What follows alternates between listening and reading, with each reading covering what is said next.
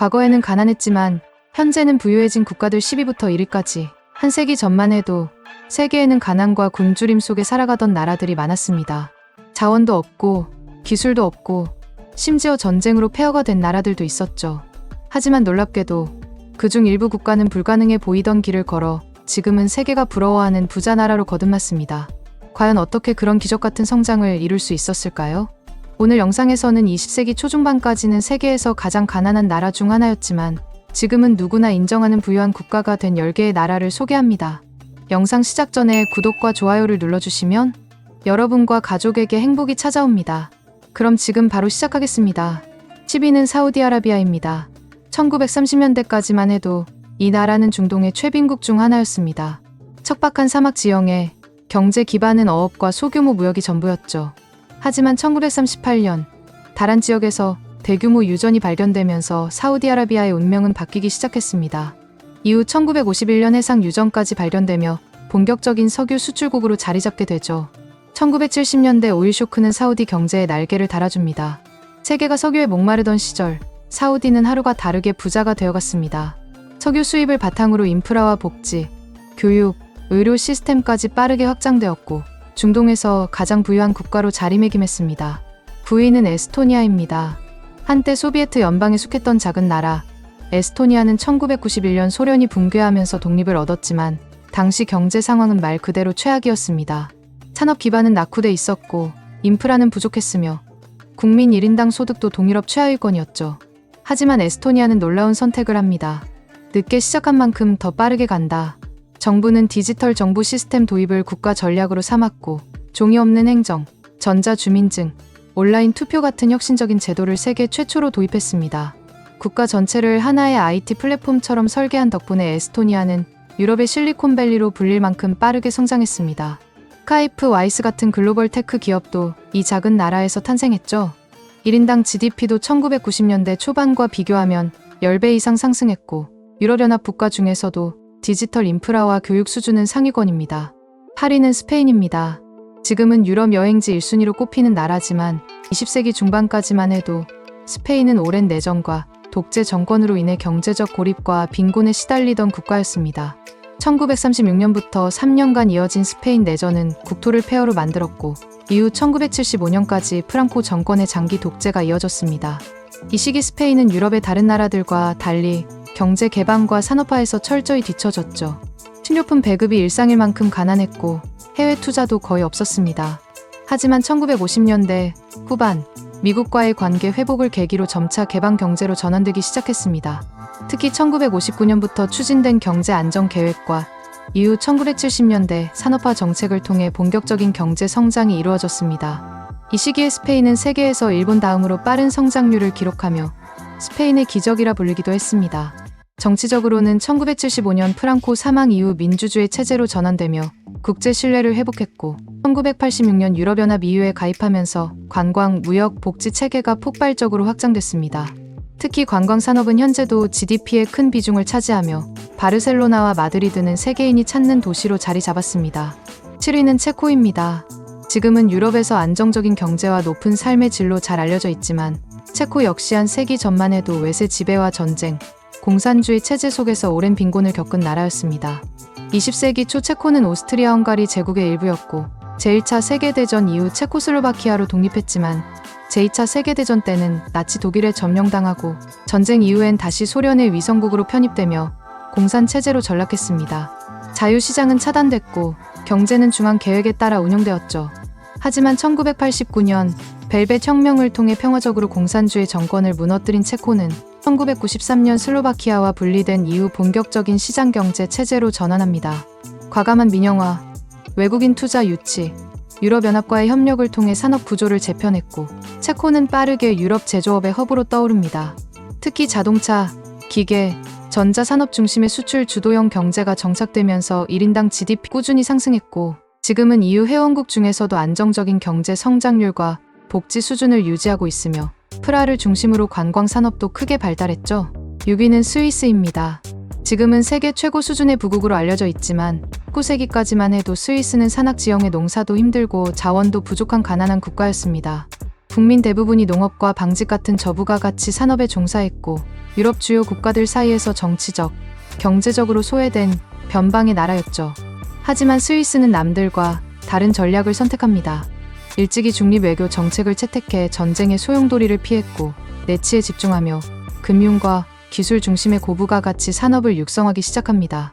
특히 19세기 후반부터 정밀기계와 제약, 시계 산업을 국가 전략 산업으로 키웠고 안정적인 사회 분위기와 높은 교육 수준은 이를 뒷받침했습니다.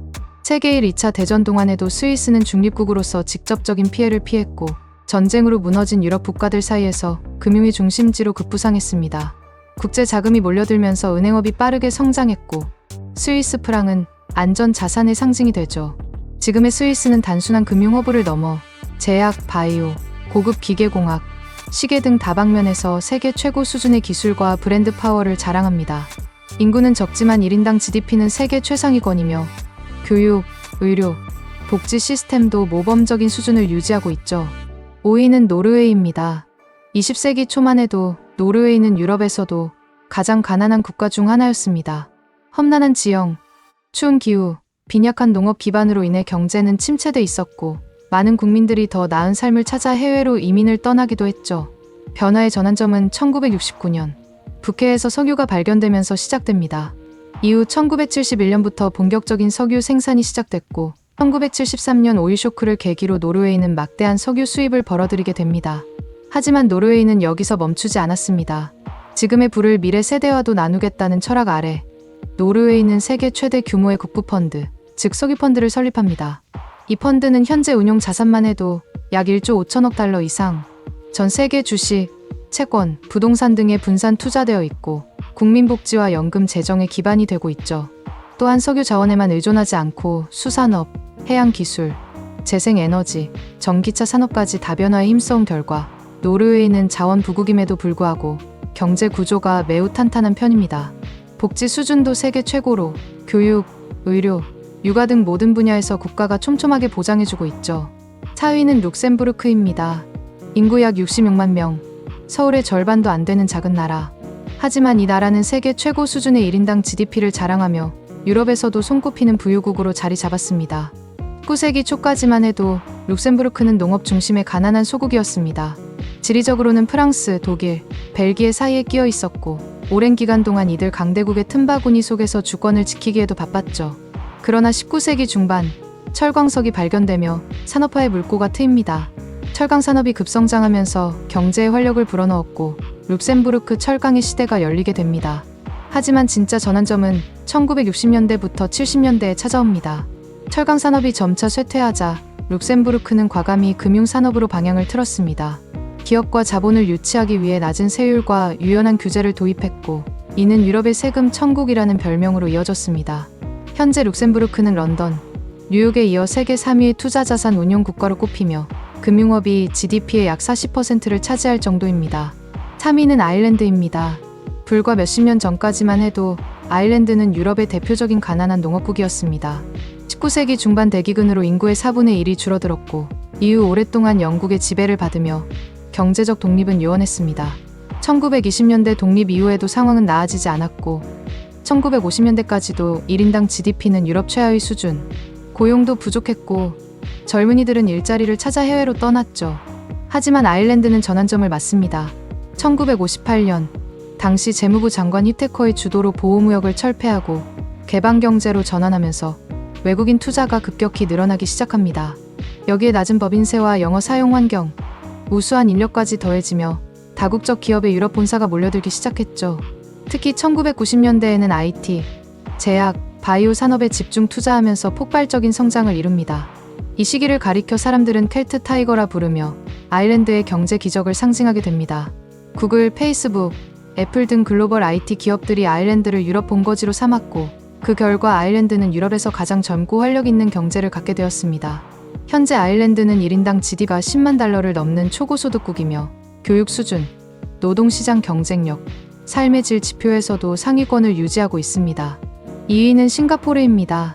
한때 동남아시아의 작은 항구 도시였던 이 나라는 지금은 아시아를 넘어 세계 경제의 중심지로 우뚝 섰습니다. 하지만 그 시작은 결코 화려하지 않았습니다. 싱가포르는 1965년 말레이시아에서 분리 독립할 당시 실업률은 높았고 주거 환경은 열악했으며 천연자원은 전혀 없었습니다. 정작 강대국들은 이 나라의 생존조차 회의적으로 봤죠. 그러나 이때 등장한 인물이 바로 리콴유 초대 총리입니다. 그는 자원은 없지만 사람은 있다는 철학으로 교육과 법치, 효율적인 정부 시스템을 기반으로 국가를 다시 설계하기 시작합니다. 싱가포르는 세계에서 가장 개방적인 무역 정책을 도입했고 항만물류금융 인프라에 집중 투자했습니다. 낮은 세율과 기업 친화적인 환경 덕분에 다국적 기업들이 싱가포르로 몰려들었고 동남아시아의 허브로 빠르게 자리 잡게 됩니다.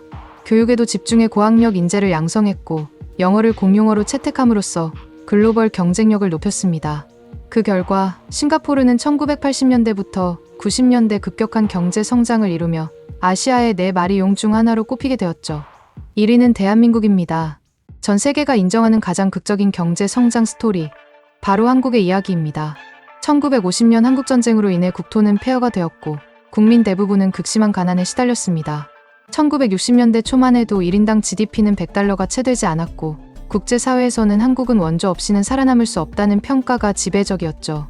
하지만 대한민국은 불가능해 보이던 길을 걸어 자원 하나 없이 기적 같은 성장을 이뤄냈습니다. 1962년 시작된 경제개발 5개년 계획을 통해 수출 중심 산업화가 본격화됐고 섬유조, 선철강 등 제조업 기반을 단단히 다졌습니다. 1970년대부터 80년대에는 고도 성장을 이어가며 세계에서 손꼽히는 한강의 기적을 일으켰죠. 이후 반도체, 자동차, 휴대폰 등 첨단 산업으로 영역을 확장하며 글로벌 경쟁력을 갖추게 됩니다. 한국의 또 다른 경쟁력은 바로 교육입니다. 사람이 자원이라는 인식 아래 교육에 집중 투자한 결과 고학력 인재들이 쏟아졌고 이는 정보통신기술 IT 분야의 폭발적인 성장으로 이어졌습니다. 지금은 인터넷 인프라, 전자정부, 디지털 기술에서 세계 최고 수준을 자랑하죠. 뿐만 아니라 K-팝, 드라마, 영화 등 문화산업의 세계화도 눈부십니다. 단순한 산업화 국가를 넘어 이제는 문화와 기술, 창의력까지 수출하는 소프트파워 강국으로 자리매김한 것입니다. 과거의 전쟁과 가난의 나라에서 세계가 주목하는 경제, 기술, 문화의 강국으로 대한민국은 자립, 혁신, 그리고 끈기의 힘이 어떤 결과를 만들어낼 수 있는지 보여주는 현대사의 가장 놀라운 성공 사례입니다. 지금 우리가 살고 있는 이 세상은 과거의 불가능을 현실로 만든 나라들의 이야기로 가득합니다. 오늘 소개한 10개국은 단순히 경제적으로 부유해졌다는 의미를 넘어 올바른 전략과 의지가 있다면 어떤 나라도 미래를 바꿀 수 있다는 것을 보여줍니다. 그리고 그 중심에는 대한민국이 있습니다. 전쟁의 폐허 속에서 자원 하나 없이 오직 교육과 기술, 국민들의 끈기로 일어선 우리나라. 이 모든 순위와 비교해봐도 우리는 정말 자랑스러운 나라에 살고 있습니다.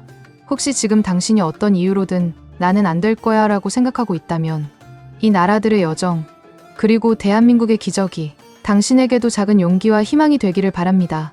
영상이 유익하셨다면 구독과 좋아요 부탁드립니다. 시청해주셔서 감사합니다.